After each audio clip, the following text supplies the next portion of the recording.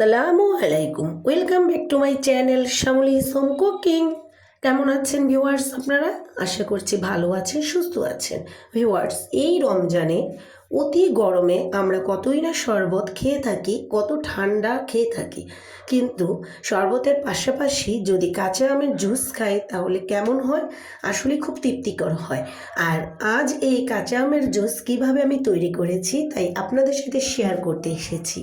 নিয়ে নিয়েছি ভিউয়ার্স এখানে এক বাটি আম, ছোট ছোট টুকরো করে, দেখতেই পাচ্ছেন। এখানে আসলে দুইটি আম মাঝারি সাইজের, আপনারা বড় রকমের আমও নিতে পারেন। এরপর আমি ব্লেন্ডার মেশিন নিয়ে নিয়েছি। এখানে আমি কাপের মধ্যে দিয়ে দিচ্ছি আমের টুকরোগুলো।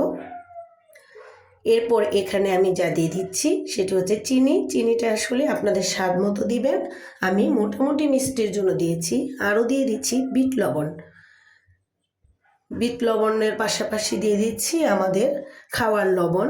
তো আপনারা চাইলে শুধু বিট লবণ দিলেও পারেন, সেক্ষেত্রে আর একটু বাড়িয়ে দিবেন। এবারে দিয়ে দিচ্ছি কিছু পরিমাণ ঠান্ডা পানি, তবে জুস বানাতে ঠান্ডা পানিটা অবশ্যই ব্যবহার করবেন।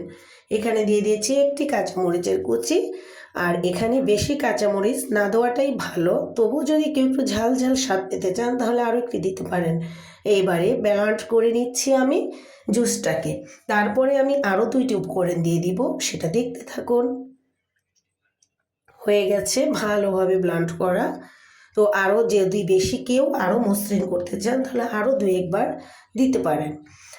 দেখতে থাকুন যে এই যে হয়ে গেছে ব্লেন্ড করা। এবার এখানে আমি দিয়ে দিচ্ছি এক টুকরো লেবুর রস।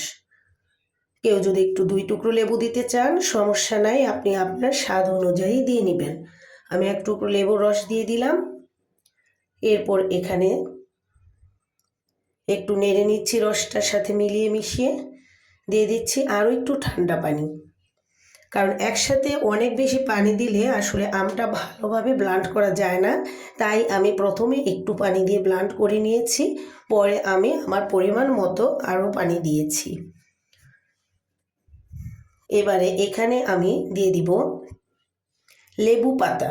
তবে লেবু পাতাটার সাথে কখনো ব্লেন্ড করতে যাবেন না, তাহলে কিন্তু শরবতটা তেতো হয়ে যাবে। তবে যদি ব্লেন্ড করে খেতে চান কোনো পাতা দিয়ে, সেটি হতে পারে পুদিনা পাতা বা ধনে পাতা। যদি আপনার পছন্দ হয় তা আপনি দিয়ে নেবেন, আমি এখানে তা ব্যবহার করিনি। এবারে পরিবেশনের পালা।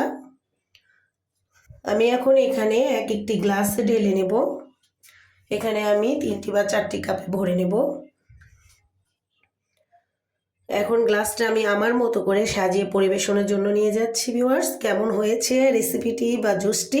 যদি ভালো লেগে থাকে তাহলে অবশ্যই লাইক দিবেন।